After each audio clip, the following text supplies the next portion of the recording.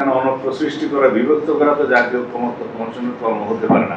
তাইলে জাতীয় সংসদ নির্বাচন অনুষ্ঠিত হবে নাকি সংবিধান সংস্কার পরিষদ নির্বাচন অনুষ্ঠিত হবে? আমি আপনার প্রশ্নটা আসলে বুঝতে পারি না। এখানে দাবি পেশের কোনো বিষয় নাই। দীর্ঘ 10 মাস 11 মাস যাবৎ প্রথমে 6টা সংস্কার কমিশনের সাথে আমাদের ধারাবাহিক দীর্ঘ আলোচনা হয়েছে। তার মতামতের ভিত্তিতে, রিপোর্টের ভিত্তিতে জাতীয় ঐক্যমত্য কমিশন গঠিত হয়েছে, যার সভাপতি মাননীয় প্রধান উপদেষ্টা এবং সংস্কার কমিশনগুলো চেয়ারম্যানদের সভাপতিদের সদস্য করা হয়েছে, সভাপতি করা হয়েছে। এখানে কোনো দাবি নিয়ে তো আলোচনা হয়নি। সংস্কার কমিশনের কিছু প্রস্তাব এবং জাতির বিভিন্ন শ্রেণী পেশার মানুষের কিছু প্রস্তাব এবং তাদের দাবি দেওয়ার প্রেক্ষিতে আমাদের মতামত, এগুলো আমরা লিখিত যেগুলো জবাব দিয়েছিলাম, তার প্রেক্ষিতে একটা প্রতিবেদন প্রকাশ করা হয়েছে। সেই প্রতিবেদনের উপরে মতামত আহ্বান করা হয়েছে, রাজনৈতিক দলগুলোর সাথে আলাপ আলোচনা হয়েছে। 23টা কার্য দিবসে দীর্ঘ 3 মাস ব্যাপী সেই দ্বিতীয় পর্যায়ের আলাপ আলোচনা হয়েছে। সেটা 31শে জুলাই সমাপ্ত হয়েছে দ্বিতীয় পর্যায়ের আলাপ আলোচনা। তখন শেষ দিনে কেউ কেউ প্রস্তাব করলেন বিরোধী রাজনৈতিক দল, এই জুলাই সনদ যেটা প্রণীত হয়েছে তখন পর্যন্ত with note of dissent, with ভিন্ন মত, বিভিন্ন পয়েন্টে বিভিন্ন রাজনৈতিক দলের আমরাও কিছু নোট অফ ডিসেন্ট দিয়েছিলাম, সেগুলো সংকলিত থাকবে এবং সেভাবেই জুলাই জাতীয় সনদ প্রণীত হবে। সেটা বাস্তবায়নের জন্য এবং তার আইনি ভিত্তি দেওয়ার জন্য তখন দাবি করলেন বিরোধী দল। তা আমরা তখন আলোচনার পর্যায়ে বললাম যে জুলাই জাতীয় সনদটা প্রণীত হোক, এটা স্বাক্ষরিত হবে, তবে এর আইনি ভিত্তি এবং বাস্তবায়নের প্রক্রিয়া নিয়ে আরো আলোচনা হতে পারে। তৃতীয় পর্যায়ে আরো আলাপ আলোচনা হলো। সেই আলাপ আলোচনার ভিত্তিতে আমরা এই জুলাই জাতীয় সনদের 84টি দফার মধ্যে যেভাবে আমরা ভিন্ন মত দিয়েছিলাম, নোট অফ ডিসেন্ট দিয়েছিলাম, সেই সমস্ত দফায় সকল রাজনৈতিক দল যারা ভিন্ন মত এবং নোট অফ ডিসেন্ট দিয়েছে সেগুলো দফাওয়ারি উল্লেখ করার জন্য আমরা আমাদের প্রস্তাব দিলাম এবং সেটা হলো। দফাওয়ারি সমস্ত ভিন্ন মতগুলো আপনারা এই জুলাই জাতীয় সনদ যেটা প্রিন্টেড কপি, এটাতে দেখতে পাবেন।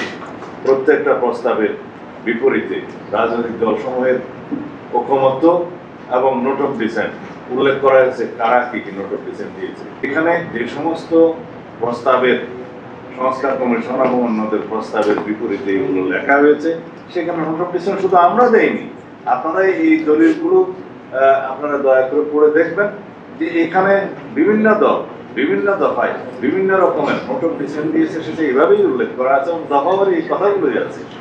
তা এখন আমাদের প্রশ্ন হলো, জুলাই জাতীয় সনদ বাস্তবায়নের জন্য কি এই সনদটা অন্তর্ভুক্ত করা উচিত ছিল না জাতীয় ঐক্যমত্য কমিশনের সুপারিশে? কিন্তু তারা এই ডান পাশের সমস্ত মতামত ওমিট করে গিয়েছে, বাদ দিয়ে দিয়েছে। শুধু তাদের প্রস্তাবগুলো উপরে তারা একটা তফসিল রচনা করেছেন। তফসিল 1, বিকল্প প্রস্তাব 1-এও তফসিলে, বিকল্প প্রস্তাব 2-এও তফসিলে 48টা দফা দিয়ে সেই তফসিল করা হয়েছে। বলা হয়েছে এই 48টা দফার উপরেই গণভোট হবে। এখানে কে কি মতামত দিল, কিভাবে সনদে উল্লেখ করা হলো, কিভাবে সম্মত হলো, কিছু উল্লেখ করা হয়নি। এবং বলা হয়েছে বিল আকারে এটা উপস্থাপন করা হবে। বিল কারা করতে পারে? বিল জাতীয় সংসদের এখতিয়ার। নির্বাচিত জাতীয় সংসদ বিল আকারে আইনের আগে উত্থাপিত হয়। সেই bill first reading, second reading, third reading এর পরে, জনমত যাচাইয়ের পরে, স্থায়ী কমিটিতে আলোচনা করার পরে সেই বিলটা গৃহীত হলে সেটা আইনে পরিণত হয়। সেই আইনে স্পিকার দস্তখত করে রাষ্ট্রপতির কাছে দিবেন, রাষ্ট্রপতি সই করলে সেটা আইনে পরিণত হবে। এখন বিলটাকে বলা হচ্ছে যে জাতীয় সংবিধান সংস্কার পরিষদের বিবেচনার জন্য। এইরকম আইডিয়া তো আমরা কখনো শুনিনি। আর যদি সংবিধান সংস্কার পরিষদ নামে কোনো বডির সংগঠন করতে হয় বা সেটার অনুমোদন নিতে হয়, সেটা অবশ্যই জাতীয় সংসদের মধ্যেই সিদ্ধান্ত নিতে হবে। তা এখন এই সমস্ত আলোচনা তো আমাদের সাথে হয়নি। হঠাৎ করে সংবিধান সংস্কার পরিষদ গঠনের যে প্রস্তাবটা দেয়া হলো এবং সেটা কারা দিল, কিভাবে দিল, সুপারিশে কিভাবে আসলো, তাইলে জাতীয় সংসদ নির্বাচন অনুষ্ঠিত হবে নাকি সংবিধান সংস্কার পরিষদ নির্বাচন অনুষ্ঠিত হবে? সেই এখতিয়ার তো নির্বাচন কমিশনের নাই, সংবিধান অনুসারে নাই। দুইটাই এখতিয়ার, একটা জাতীয় সংসদ নির্বাচনের ক্ষমতা আর একটা রাষ্ট্রপতি নির্বাচনের ক্ষমতা সংবিধানে নির্বাচন কমিশনকে দেয়া হয়েছে। তো সেই ক্ষেত্রে এই সমস্ত পরিকল্পনা বা প্রস্তাব হঠাৎ করে নিয়ে এসে সুপারিশ দেয়া এবং জাতিকে বিভ্রান্ত করা, এখানে অনৈক্য সৃষ্টি করা, বিভক্ত করা তো জাতীয় ঐক্যমত্য কমিশনের কর্ম হতে পারে না। সেই জন্য আমরা বলেছি জাতীয় ঐক্যমত্য কমিশন গঠিত হয়েছিল সকল রাজনৈতিক দলের সাথে আলোচনা করে ঐক্যমত্য সৃষ্টি করা জাতির মধ্যে, অনৈক্য নয়। এখন দেখতে পাচ্ছি আমরা অনৈক্য সৃষ্টি করছে, বিভক্তি সৃষ্টি করছে, সেটার কোনো উদ্দেশ্য আছে কিনা আমরা জানি না। তা আমরা আশা করি সংবিধানের বিভিন্ন সুস্পষ্ট নির্দেশনা অনুসারে জাতীয় ঐক্যমত্য কমিশনের গৃহীত সকল ঐক্যমত্যের ভিত্তিতে সকল সনদ যেটা গঠিত হয়েছে প্রস্তাব অনুসারে আমরা যেভাবে সম্মত হয়েছি সেইভাবেই আমরা এই জাতীয় জুলাই সনদ বাস্তবায়নের জন্য অঙ্গীকারাবদ্ধ। জাতীয় সংসদ নির্বাচনের পরে সেটা পূর্ণাঙ্গভাবে আইনি রূপ পাবে, সংবিধান অন্তর্ভুক্ত হবে।